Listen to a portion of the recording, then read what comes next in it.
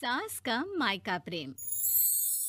रिद्धि की सास को हर वक्त अपने मायके का गाना गाने की आदत थी। अरे बस कर ना माँ, मामा का ये किस्सा तो 50 बार पहले भी सुना चुकी है। अरे हाँ, तो क्यों ना बताऊं। तेरे चाचा तो उस वक्त हाथ झाड़ कर खड़े हो गए थे। तब मामा ही था तेरा जो आगे आया और मदद की। देखो अब ठीक है ना, जो हो गया सो हो गया। क्यों एक बात को हमेशा गाती रहती हो।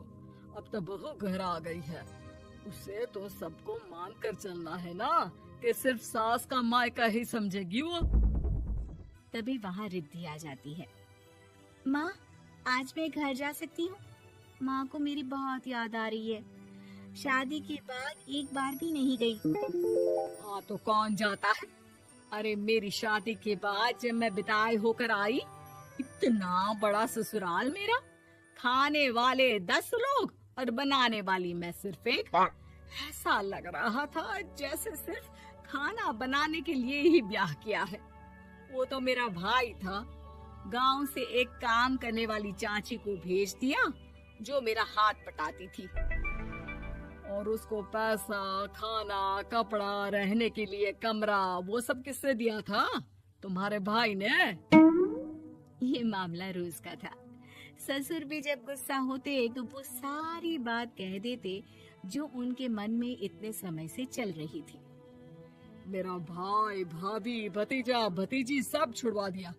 मैंने जीवन भर सिर्फ तुम्हारे परिवार वालों से निभाया, लेकिन अब भी चैन नहीं है तुमको। बहू के सामने सास को लगा कि उसकी बेइज्जती हो रही है। अब सुन बहू, अपने कमरे में जा। कहीं नहीं जाना मायके वायके। घर का काम कौन करेगा?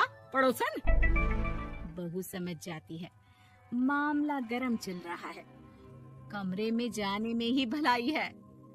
कमरे में क्या है? तुम्हारी माँ हर वक्त चिक चिक चिक करती रहती है। कल ताई मिली थी तुम्हारी मुझे, लेकिन मजाल है सासू माँ की उन्होंने एक बुराई की हो, लेकिन सासू माँ हाँ, जब देखो तब ससुराल के लोगों की बुराई करती रहती है। बेचारे पापा जी कितना मिस करते हैं अपने घर वालों को।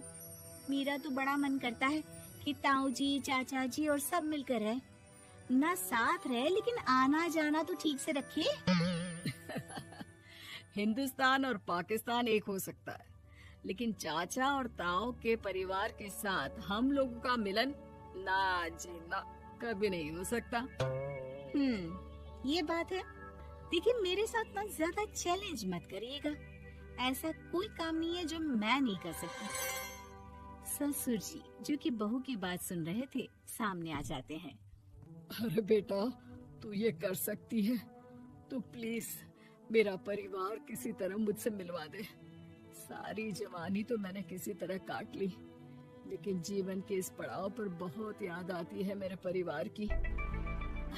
हाँ हाँ पिताजी, आप चिंता मत करिए। बस मेरा साथ देते रहिए आप दोनों। फिर देखिए कैसे माँ जी भी ठीक हो जाएंगी और पूरा परिवार भी एक हो जाएगा। थोड़ी देर बाद बहू सामान लेकर घर से निकल रही होती है कि मना किया था ना तुझे मायके जाने के लिए, फिर क्यों जा रही है? बहू कुछ कहती इससे पहले ही बेटा बोलने लगता है। क्या है माँ, वो घर जा रही है। वैसे भी उसके माता पिता ने मुझे 10 लाख दिए तब जाकर मेरा काम शुरू हो पाया, वरना तूने मेरे लिए किया क्या है? अरे वाह बेटा, बचपन से पढ़ाया लिखाया, तेरे दुख दर्द में जगी, और आज वो लोग तुझे सही लग रहे हैं। और फिर ससुराल में लड़की खुश रहे, ये तो मायके वालों की जीवन भर की जिम्मेदारी रहती है। तो ये तुमको भी तो सोचना था ना। ताऊ जी ने पापा को पढ़ाया लिखाया, जब तुम नहीं आई थी तो पापा के लिए ताई जी ने पापा की माँ की तरह देखभाल की। अब बोलिए। अरे तू कुछ नहीं जानता बेटा, तेरे पापा को सब पता है, तभी वो उन लोगों से वास्ता नहीं रखते। मैं उन लोगों को जानता हूँ, लेकिन मैं तुम्हें नहीं जानता कि तुम्हारे मन के लायक काम नहीं हुआ तो तुम घर की शांति बर्बाद कर दोगी। सास जोर जोर से चिल्लाने लगती है। तभी वहाँ सास का भाई आ जाता है। अरे क्यों आप लोग मेरी बहन को परेशान करते रहते हैं? पहले ये जीजा कम थे, जब बहू भी आ गई। बहन, मैंने तो 30 साल पहले ही बोला था, अपना हिस्सा ले और छोड़ इन लोगों को, चल अपने साथ। बहू समझ जाती है कि मामा ससुर की नजर किस पर है। देखा, तुम लोग मुझे अकेला मत समझना, मेरा भाई खड़ा है आज भी मेरे लिए। बहू मायके जाती है और आते वक्त साथ में एक नौकरानी ले आती है। अरे बहू, कुछ खाने को दे दे। अरे आंटी, क्यों भाभी को परेशान करती रहती हो? उनके भाई ने मुझे जिम्मेदारी दी है, किसी भी चीज की परेशानी नहीं होनी चाहिए भाभी को, जो चाहिए मुझे बोलने का। आय हाय, बहू के मायके वालों का इतना दखल। ये मेरा घर है, कोई कल का आए इसे पूरा कैप्चर कर ले, ये बर्दाश्त नहीं होगा मुझसे। क्या हो गया सासू माँ, क्यों सुबह सुबह चिल्ला रही हैं? चमेली, ओ चमेली, क्या कहा था मेरे भाई ने तुझे? अरे दीदी, बहुत तेज है आपकी सासू माँ, मैंने तो बोला कुछ चाहिए तो मांग लो मुझसे। अरे निकल यहाँ से, घर को रेलवे स्टेशन बना रखा है, जो देखो वो घुमा जा रहा है यहाँ से वहाँ।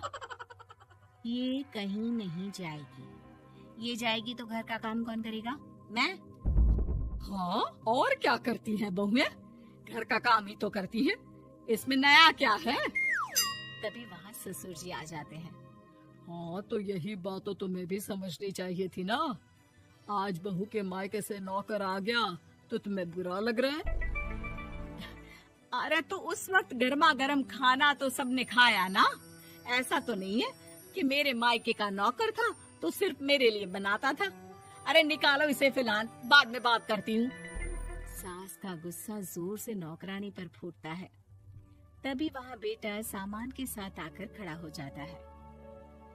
चलो रिद्धी, तुम ठीक बोलती हो, मेरी माँ को तो हम लोगों की कोई फिक्र है ही नहीं, ये तो सारा दिन सिर्फ अपने बारे में सोचती है। और देखिए, मैं अब से कह रही हूँ कि अब से इस घर की तरफ आपको देखना भी नहीं है, नहीं आना आज के बाद इन लोगों से मिलने। हाँ, बस कभी कभी दिन में 2 बार मिलने आ जाओ। नहीं, बिल्कुल नहीं। ससुर झूठा नाटक करते हुए। मेरी बीवी ने मुझे मेरे ही परिवार से दूर कर दिया, आज बहू मेरा इकलौता बेटा दूर कर रही है। हाय, कैसे जीऊंगा मैं? वाह, वो भाई जो आपको बेटे की तरह मानता था, उन्हें छोड़ने में तो दुख नहीं हुआ, आज खुद का बेटा छोड़कर जा रहा है, तो कैसे जीऊंगा? बड़े आए।